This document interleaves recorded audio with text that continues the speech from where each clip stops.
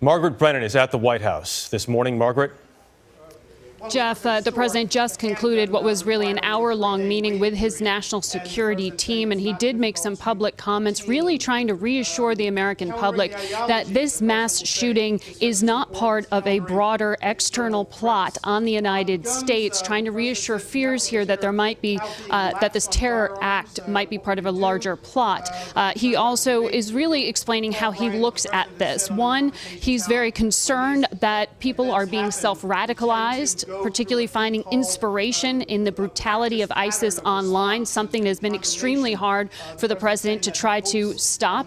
He also views this as an act of terrorism domestically involving the availability, wide availability of assault rifles, emphasizing here that the shooter, 29-year-old American Omar Mateen, believed to have purchased legally the rifles and automatic weapons that he used to mow down 100 people, killing around 49 of them. So the president making these remarks, but not really revealing so far where we are in the investigation. He is trying to reassure people here that there isn't part of a larger attack. But this really involves two of the most pernicious problems that the president has tried to grapple with, and he is extremely frustrated about it. Here's a tape playback of what was said just moments ago. Okay. I just had the opportunity to get the latest briefing from FBI Director Comey, as well as Deputy Attorney General Yates and the rest of my national security team about the tragedy that took place in Orlando. They're going to be doing a more extensive briefing around noon, a little bit after noon, over at FBI headquarters, so I will allow them to go into all the details, but I thought it was important for you to hear directly from me. First of all, our hearts go out to the families of those who've been killed. Our prayers go to those who've been wounded. This is a devastating attack on all Americans. It is one that is particularly painful for the people of Orlando, but I think we all recognize that this could have happened anywhere in this country, and we feel enormous solidarity and grief on behalf of the families that have been affected.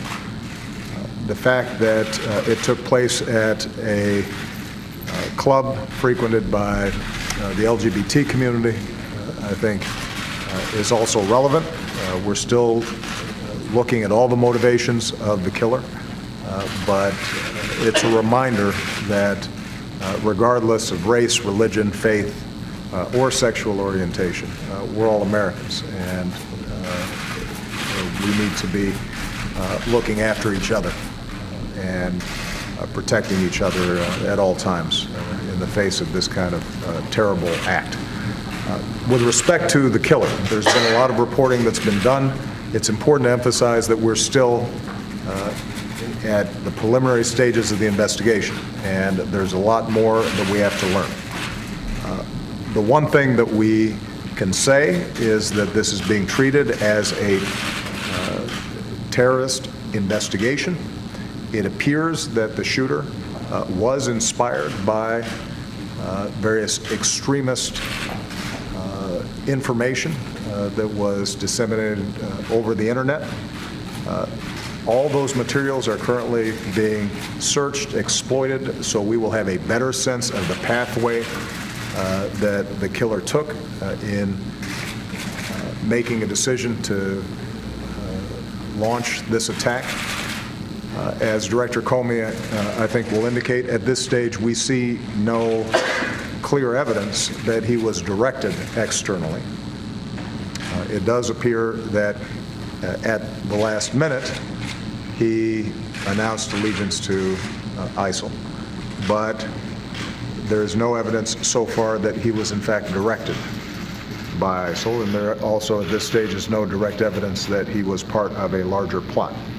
In that sense, it appears to be similar to what we saw in San Bernardino, but we don't yet know, and this is part of what is going to be important in terms of the investigation.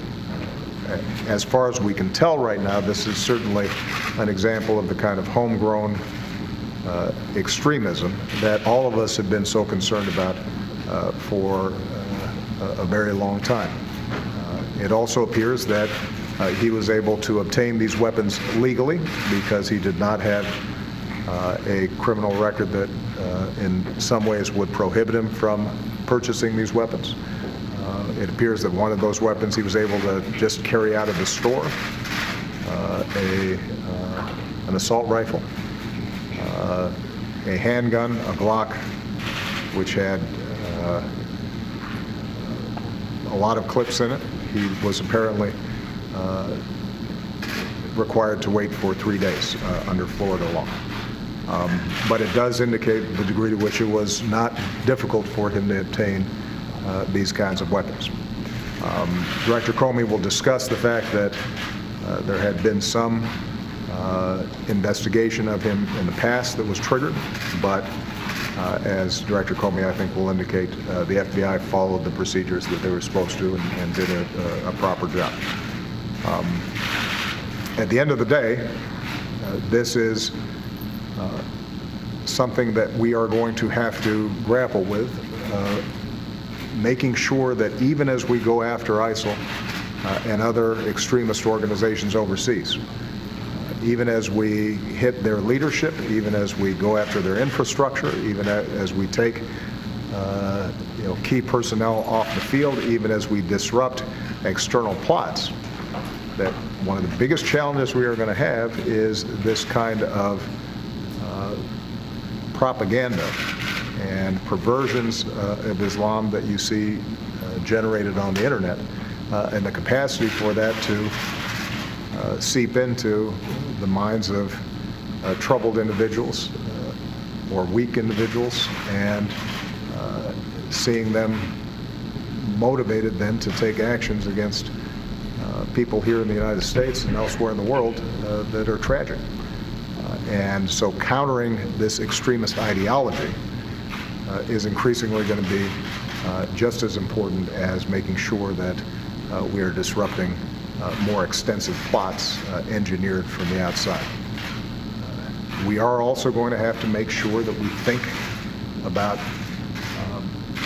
the risks we are willing to take by being so lax in how we make very powerful firearms available to people in this country.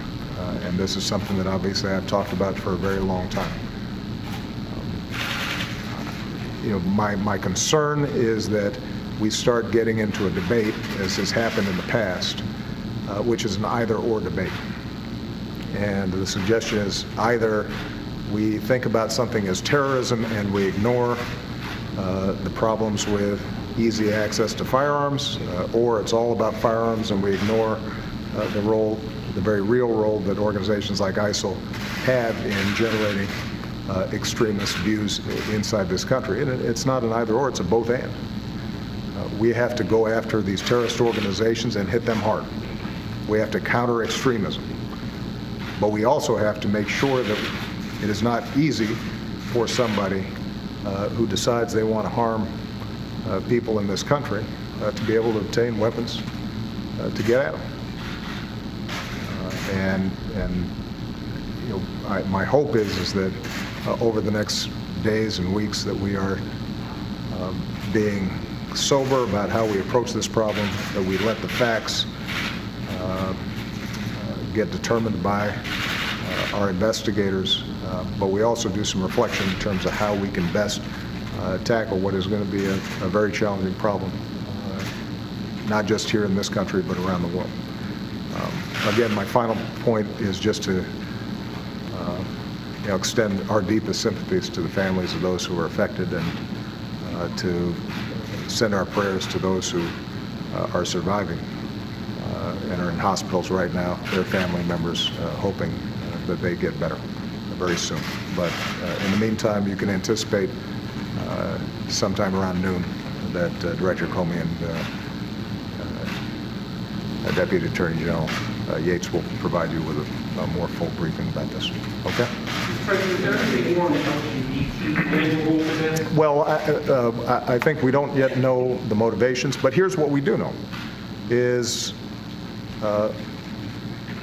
organizations like ISIL or organizations like Al-Qaeda, or those who have perverted Islam and created these radical, nihilistic, vicious organizations. One of the groups that they target are gays and lesbians, because they believe that they do not abide by their attitudes towards sexuality. Now, we also know these are organizations that think it's fine to take captive women and enslave them and rape them. So, you know, there clearly are connections between the attitudes of an organization like this and their attitudes towards tolerance and pluralism and a belief that all people are treated equally regardless of sexual orientation. That is something threatening to them. Women being empowered is threatening to them. So yes, I'm sure we will find that there are connections, regardless of the particular motivations of this killer. There are connections between this vicious, bankrupt ideology and general attitudes towards gays and lesbians, and unfortunately, that's something that the LGBT community is subject to, not just by ISIL, but by a lot of groups that purport to speak on behalf of God around the world. What are your thoughts about the fact that after all of these incidents over these years, that there has not been any move to reform gun control in this country? April, I think you know what I think about it.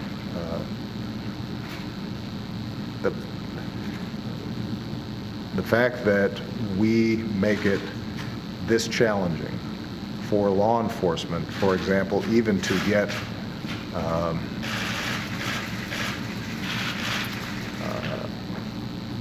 to get alerted that somebody who they are watching has purchased a gun. And if they do get alerted, sometimes it's hard for them to stop them from getting a gun, is crazy. It's a problem. And we have to, I think, do some soul searching. But again, you know, the danger here is that then it ends up being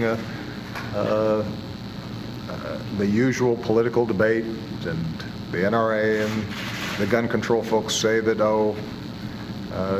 Obama doesn't want to talk about terrorism. And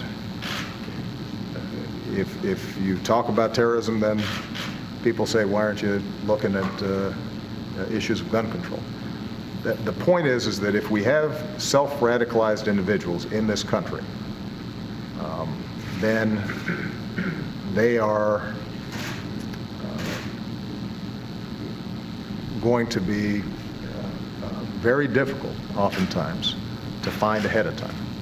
And how easy it is for them to obtain weapons is, in some cases, going to make a difference as to whether they're able to carry out attacks like this or not.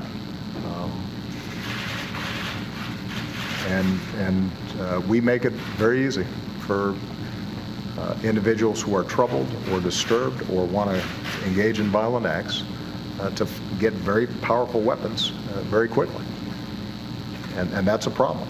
It's a problem regardless of their motivations. It's a problem for a young man who can walk into a church in South Carolina and murder 9 people who offered to pray with him. It's a problem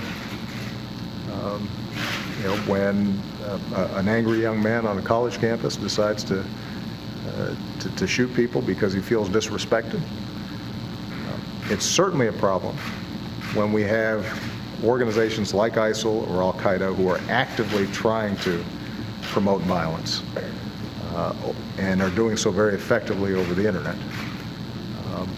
Because we know that at some point there are going to be, out of 300 million people, there are going to be some individuals who find, for whatever reason, that kind of horrible propaganda enticing. And if that happens and that person can get a weapon, that's a problem.